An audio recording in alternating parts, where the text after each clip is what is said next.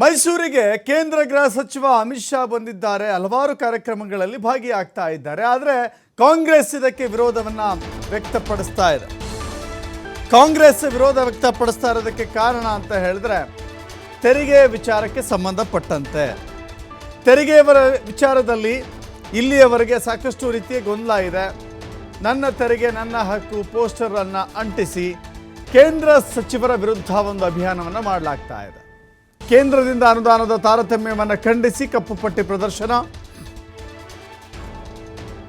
ಮೈಸೂರಿನ ಮೆಟ್ರೋಪೋಲ್ ವೃತ್ತದಲ್ಲಿ ಈ ಕಾಂಗ್ರೆಸ್ ಪ್ರೊಟೆಸ್ಟ್ ಮಾಡ್ತಾ ಇದೆ.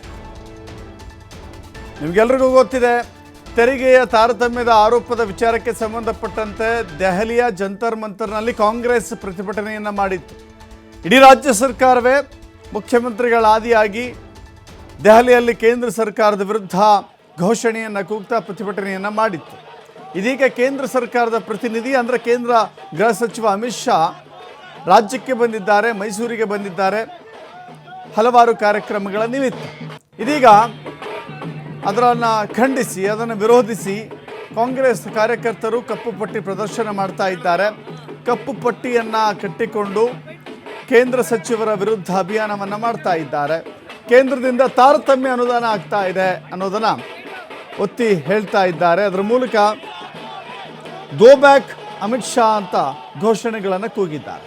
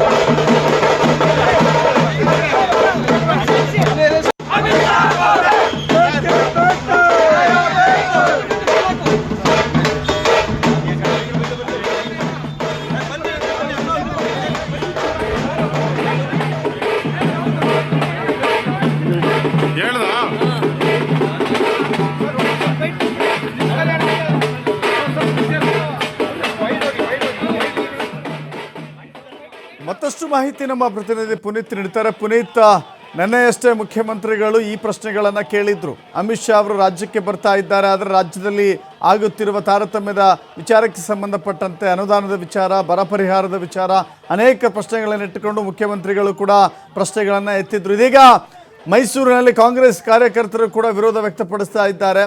ಯಾವ ರೀತಿ ನಡೀತಾ ಇದೆ ಒಂದು ಪರ ವಿರೋಧದ ರಾಜಕೀಯ ಮೇಲಾಟ ಮೈಸೂರಿನಲ್ಲಿ? ಗೋ ಹೆಡ್ ಪುನೀತ್.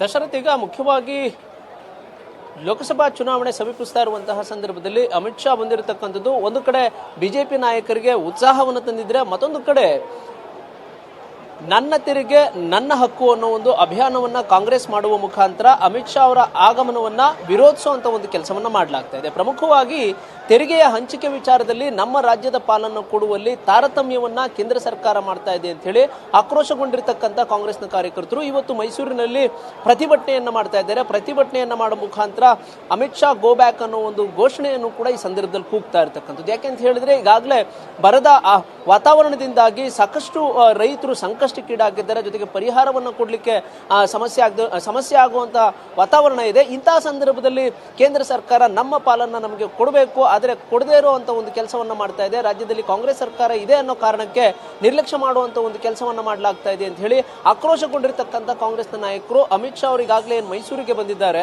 ಅವರನ್ನ ಗೋ ಬ್ಯಾಕ್ ಅಂತ ಅನ್ನೋ ಒಂದು ಘೋಷಣೆಯನ್ನು ಕೂಗುವ ಮುಖಾಂತರ ಅಭಿಯಾನವನ್ನ ಮಾಡ್ತಾ ಇರ್ತಕ್ಕಂಥದ್ದು, ಪ್ರತಿಭಟನೆಯನ್ನ ಮಾಡ್ತಾ ಇರ್ತಕ್ಕಂಥದ್ದು. ಈ ಒಂದು ಸಂದರ್ಭದಲ್ಲಿ ಏನು ಮೈಸೂರಿನ ಮೆಟ್ರೋಪೋಲ್ ಅಂದ್ರೆ ಫೀಲ್ಡ್ ಮಾರ್ಷಲ್ ಕಾರ್ಯಪ್ಪ ಅವರ ಒಂದು ವೃತ್ತದಲ್ಲಿ ಪ್ರತಿಭಟನೆಗೆ ಜಮಾಯಿಸಿದಂತಹ ಕಾರ್ಯಕರ್ತರೇನಿದ್ದಾರೆ, ಇವರು ಕೇಂದ್ರ ಸರ್ಕಾರದ ವಿರುದ್ಧ ವಿವಿಧ ಘೋಷಣೆಗಳನ್ನು ಕೂಗುವ ಮುಖಾಂತರ ಆಕ್ರೋಶವನ್ನು ವ್ಯಕ್ತಪಡಿಸಿದ್ದಾರೆ. ರಾಜ್ಯದ ಅಭಿವೃದ್ಧಿಯ ದೃಷ್ಟಿಯಲ್ಲಿ, ಕನ್ನಡಿಗರ ಅಭಿವೃದ್ಧಿಯ ದೃಷ್ಟಿಯಲ್ಲಿ ಕೇಂದ್ರ ಸರ್ಕಾರ ನಮ್ಮ ಪಾಲನ್ನು ನಮಗೆ ಕೊಡಬೇಕು, ಆದರೆ ನಮ್ಮ ಪಾಲನ್ನು ಕೊಡುವ ಬದಲು ಕರ್ನಾಟಕವನ್ನು ನಿರ್ಲಕ್ಷ್ಯ ಮಾಡತಕ್ಕಂಥ ಒಂದು ಕೆಲಸವನ್ನು ಮಾಡ್ತಾ ಇದೆ. ಜೊತೆಗೆ ಇಲ್ಲಿ ಇರ್ತಕ್ಕಂಥ 26 ಜನ ಸಂಸದರೇನಿದ್ದಾರೆ ಇವರೆಲ್ಲರೂ ಕೂಡ ನರೇಂದ್ರ ಮೋದಿ ಅವರು ಇರಬಹುದು, ಜೊತೆಗೆ ಈಗ ಮೈಸೂರಿಗೆ ಬಂದಿರತಕ್ಕಂಥ ಅಮಿತ್ ಶಾ ಅವರು ಇರಬಹುದು, ಇವರನ್ನ ಪ್ರಶ್ನೆ ಮಾಡ್ತಕ್ಕಂಥದ್ದು ಇರಬಹುದು, ಜೊತೆಗೆ ನಮ್ಮ ಪಾಲನ್ನ ಕೇಳುವಂತಹ ಪ್ರಯತ್ನವನ್ನು ಕೂಡ ಮಾಡ್ತಾ ಇಲ್ಲ ಅಂತ ಅನ್ನೋ ಆಕ್ರೋಶವನ್ನು ವ್ಯಕ್ತಪಡಿಸ್ತಾರೆ. ಹೀಗಾಗಿಯೇ ಕೇಂದ್ರದ ವಿರುದ್ಧ, ಜೊತೆಗೆ ಈಗ ಮೈಸೂರಿಗೆ ಬಂದಿರತಕ್ಕಂಥ ಅಮಿತ್ ಶಾ ವಿರುದ್ಧ ವಿವಿಧ ಘೋಷಣೆಗಳನ್ನು ಕೂಗಿ ಆಕ್ರೋಶವನ್ನು ವ್ಯಕ್ತಪಡಿಸ್ತಾ ಇದ್ದಾರೆ. ಇದು ಒಂದು ಕಡೆ ಕಾಂಗ್ರೆಸ್ನ ಪ್ರತಿಭಟನೆ ಆದರೆ, ಮತ್ತೊಂದು ಕಡೆ ಸುತ್ತೂರು ಜಾತ್ರಾ ಮಹೋತ್ಸವಕ್ಕೆ ಅಮಿತ್ ಶಾ ಆಗಮಿಸ್ತಾ ಇರುವಂತಹ ಒಂದು ಹಿನ್ನೆಲೆಯಲ್ಲಿ ಅಲ್ಲಿ ಬಿಜೆಪಿಯ ಕಾರ್ಯಕರ್ತರು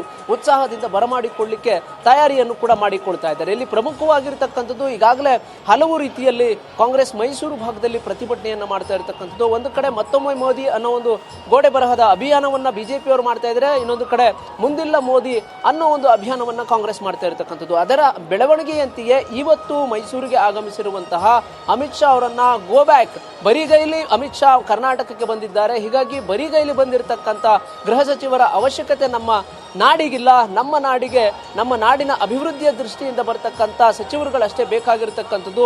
ಇಲ್ಲಿ ನಮ್ಮ ರಾಜ್ಯವನ್ನ ತಾರತಮ್ಯ ಮಾಡಿರ್ತಕ್ಕಂಥ ಅಮಿತ್ ಶಾ ಅವರು ಬರ್ತಕ್ಕಂಥ ಅವಶ್ಯಕತೆ ಇಲ್ಲ ಅಂತ ಹೇಳಿ ಆಕ್ರೋಶವನ್ನು ವ್ಯಕ್ತಪಡಿಸುವ ಮುಖಾಂತರ ನನ್ನ ತೆರಿಗೆ ನನ್ನ ಹಕ್ಕು ಅನ್ನೋ ಒಂದು ಅಭಿಯಾನವನ್ನು ಆರಂಭ ಮಾಡಲಾಗಿದೆ. ಅಭಿಯಾನವನ್ನು ಆರಂಭ ಮಾಡುವ ಮುಖಾಂತರ ಅಮಿತ್ ಶಾ ಗೋ ಬ್ಯಾಕ್ ಅನ್ನೋ ಒಂದು ಘೋಷಣೆಗಳನ್ನು ಕೂಡ ಈ ಸಂದರ್ಭದಲ್ಲಿ ಕೂಗ್ತಾ ಇರತಕ್ಕಂಥದ್ದು. ಯಾಕೆ ಅಂತ ಹೇಳಿದ್ರೆ, ನಮ್ಮ ರಾಜ್ಯಕ್ಕೆ ನ್ಯಾಯಯುತವಾಗಿ ಸಲ್ಲಬೇಕಾಗಿರ್ತಕ್ಕಂಥ, ಬರಬೇಕಾಗಿರ್ತಕ್ಕಂಥ ಪಾಲನ್ನು ಕೊಡುವಲ್ಲಿ ಕೇಂದ್ರ ಸರ್ಕಾರ ಇಲ್ಲಿ ನಿರ್ಲಕ್ಷ್ಯತನವನ್ನು ಮಾಡ್ತಾ ಇದೆ, ತಾರತಮ್ಯವನ್ನು ಮಾಡ್ತಾ ಇದೆ. ಜೊತೆಗೆ ಚುನಾವಣೆಯ ದೃಷ್ಟಿಯಿಂದ ಅಷ್ಟೇ ಅಮಿತ್ ಶಾ ಬಂದಿರತಕ್ಕಂಥದ್ದು ಹೊರತುಪಡಿಸಿದ್ರೆ ರಾಜ್ಯದ ಅಭಿವೃದ್ಧಿಯ ದೃಷ್ಟಿಯಿಂದ ಬಂದಿಲ್ಲ ಅಂತ ಹೇಳಿ ಈಗ ಆಕ್ರೋಶವನ್ನು ವ್ಯಕ್ತಪಡಿಸಿರ್ತಕ್ಕಂಥದ್ದು. ಇನ್ನು ಪ್ರತಿಭಟನೆಯ ಸಂದರ್ಭದಲ್ಲಿ ಅವನು ಆಕ್ರೋಶಗೊಂಡಂತಹ ಪ್ರತಿಭಟನಾಕಾರರನ್ನ ತಡೆಯುವಂತ ಒಂದು ಕೆಲಸವನ್ನು ಕೂಡ ಮಾಡಲಾಗುತ್ತೆ. ಅಲ್ಲಿ ಪೊಲೀಸರು ಮತ್ತೆ ಕಾಂಗ್ರೆಸ್ನ ಕಾರ್ಯಕರ್ತರ ನಡುವೆ ಮಾತಿನ ಚಕಮಕಿಯೂ ಕೂಡ ನಡೀತಾ ಇರತಕ್ಕಂಥದ್ದು.